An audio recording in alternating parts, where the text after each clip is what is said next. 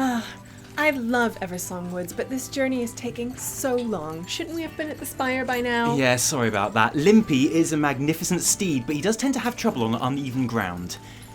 Uneven ground, actually. And actually just normally breathing too most of the time, but he usually gets there in the end. Hey, why don't we play a game to pass the time? What sort of a game? You know I'm terrible at games because I'm a girl. One is a lie. We each say 3 statements and only 2 are true. We have to guess. How about it? Fine, sure thing. Okay, you go first, Khadgar. Knowledge is power. There is much to be done. Now I have to go change my robes. Thanks. Yeah, you know what? I don't even want to know which one of those is true. Evitel, why don't you start? Okay, so 3 statements. Yes. Okay, your tie looks really dumb and is always crooked. Your Ian has a Custis impression, sounds strangely Jamaican in a way, which is actually borderline racist. And, to be honest, that's not really the best haircut you've ever had. Okay, great. So those are your 3 statements, aren't they? Yeah, they're the first things that came to mind, yeah. Brilliant, okay. So which one is false? Sorry, one of them is supposed to be false? The game is called One is a Lie! Oh, sorry. I told you I'm terrible at games. Can I try again? No, please don't. Hopefully we'll get attacked by undead soon, put us out of our misery. Whoa, Taliesin, what's that on the road? Is it the Scourge? Oh god, no. No, it's much, much worse.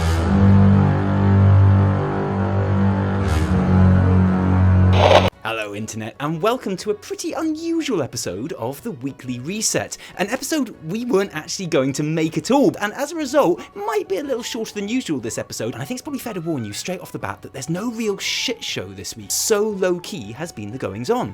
Basically, at the moment I think everyone is kind of holding their breath slightly, just waiting for everything to start really kicking off, because soon, surely soon, like any minute, pre-patch will hit the PTR, and then very soon after that, surely, the live servers. Because to be honest, we're kind of running out of time now. It's 2 months until this expansion goes live. Legion pre-patch hit around 6 weeks before the expansion, with the demon invasions coming 3 weeks before. Basically what I'm saying is, Blizzard are going to really need to step on it if they want to keep the Burning of Teldrassil and the Battle for Lordaeron on that kind of time frame. I mean, somewhere along the line, we still have to get rid of our artifact weapons, or at least depower them. An event that I'm going to go ahead and guess is exactly 2 weeks away, and which will result in our trusty and beloved weapons losing all of those traits that you spent hundreds of hours building up over the course of the expansion. I'm sorry. This is the somber sight that greets us on the beta now with regard to our artifacts. I've been told that there was going to be some cool corrupted kind of animation that would be added to your weapon as well, but so far it looks like that may have been one job too many for a dev team that must be flat out right now. So it's just this sad and barren memorial to the once most powerful weapons on the planet, including the fishing artifact. Wait, what? No! Blizz, you said the Anglelite Angler would be unaffected. Damn you, Sargeras! Damn you for the misery you've caused in one fell stroke.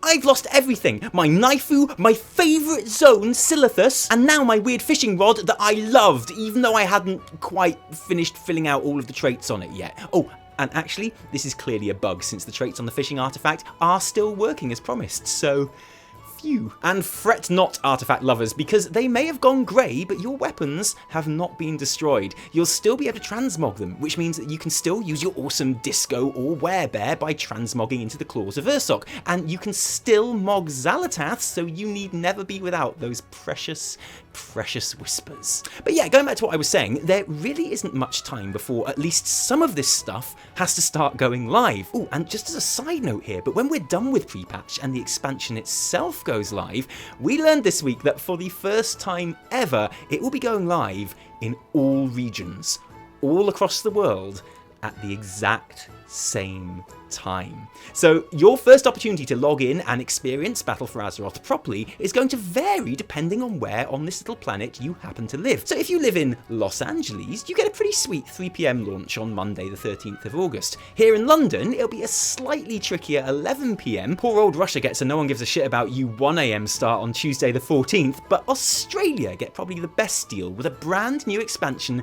just after breakfast on Tuesday, which is kind of like the dream. You're living the dream there, Australia. Make the most of it, friends. And that's all great, but I know what you're thinking.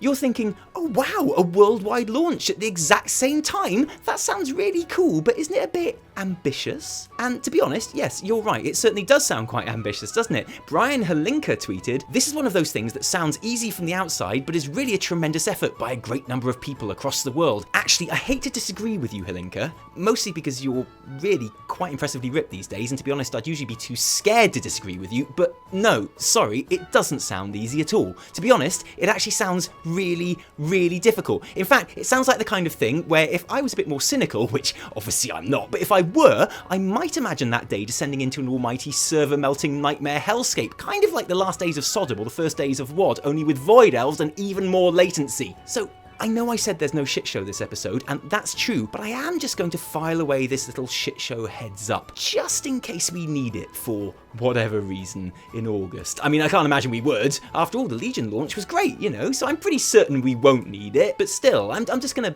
file it away, just in case. Going back to the imminent launch of pre-patch, and I'd guess that of the two scenarios, the Burning of Teldrassil will be with us a week or two before the battle for Lordaeron, and whereas the events leading up to the World Tree becoming Azeroth's biggest charcoal oven are still something of a mystery to us at the moment, we did get a new in-game cutscene, data mined, which is clearly from the climax of that scenario. And okay, spoiler warning, alright, because I'm about to show you the whole cutscene right now, and it's a massive spoiler, obviously, and it's pretty revelatory too. It may just turn your world upside down and make you question everything you thought you knew. So if you don't want to see it, skip to the time shown on the screen now, because honestly, this changes everything. And you can't say I didn't warn you. So are you ready? Are you sure? Okay, Khadgar, roll the tape.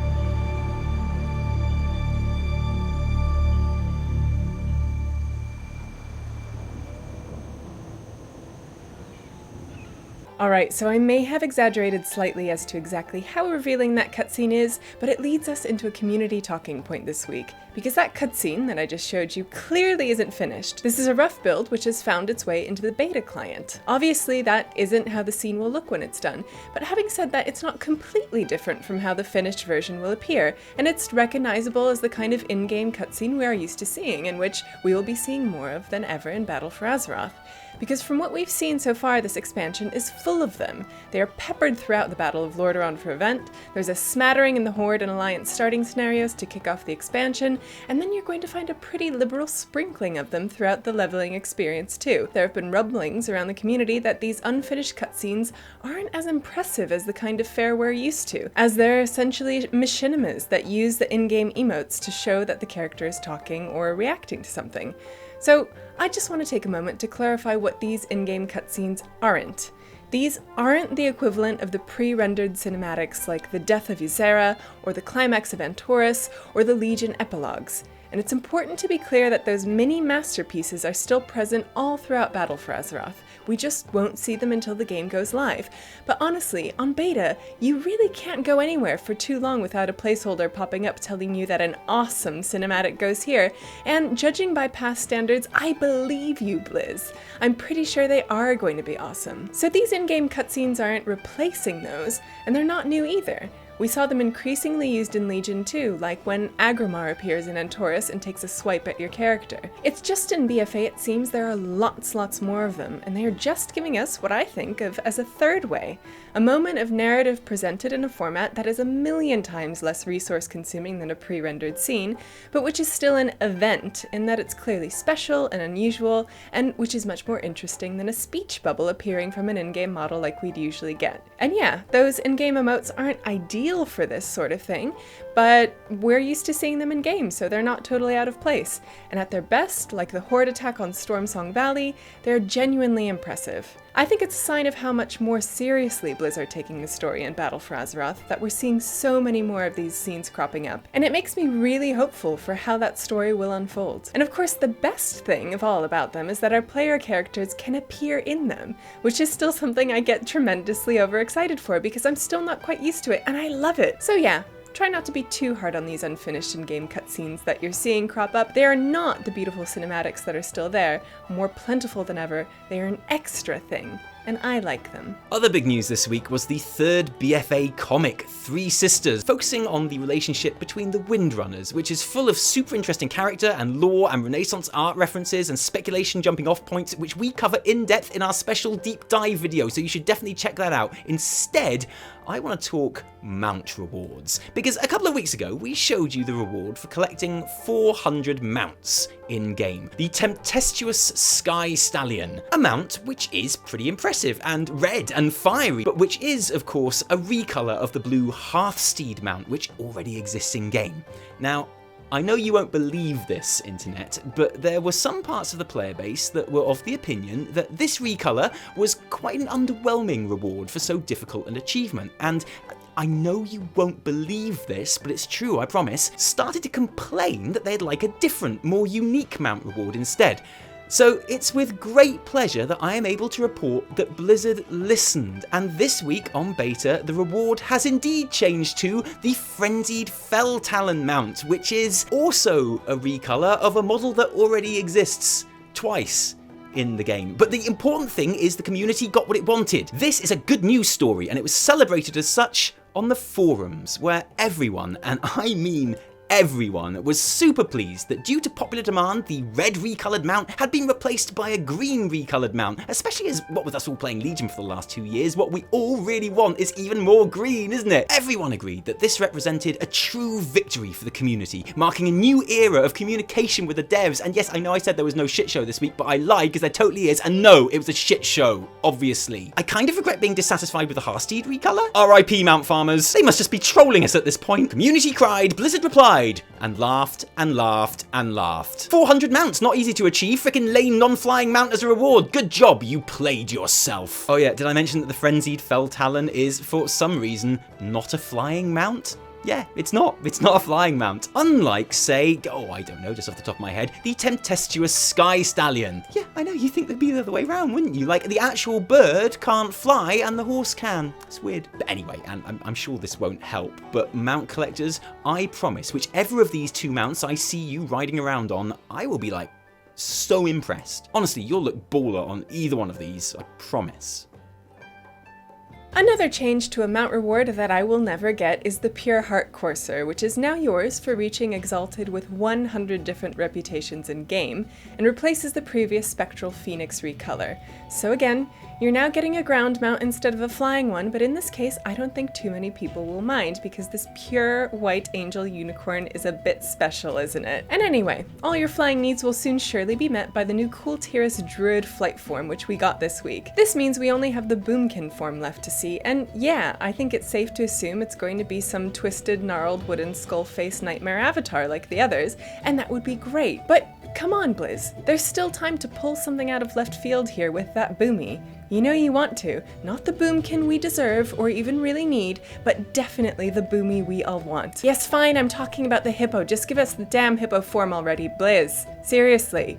I just really love that hippo. And lastly, a tantalizing change to NPC guards and soldiers. Basically, throughout the beta, selected old stuff is becoming new stuff, like Arathi, which obviously we'll be spending lots of time in because of those war fronts. Blizz have updated a load of the buildings and trees and other terrain to be suitably high-res in 2018. And that makes sense. Updating the whole of the old world all in one go, like in Cataclysm, is generally accepted as a mistake. But working on 1 or 2 zones at a time, as and when we need them, seems like a sensible thing to do. Even more pleasingly, updated Stromguard will work as a capital city for whichever faction controls it, with an inn, portals, transmog, and auction house, which, if you've watched our video from months ago suggesting that very plan, you'll know is an idea we are totally behind. The controlling faction will also get unique world quests in the area, including a world boss to take out, while the other faction will be gathering resources and handing them in for Azeroth, and to get their turn controlling the keep. It's actually pretty cool, and it's not just the rolling fields and the city walls which are getting remastered treatment, the NPCs are too. Throughout the beta, old city guard and soldier models are being replaced with newer, shinier versions.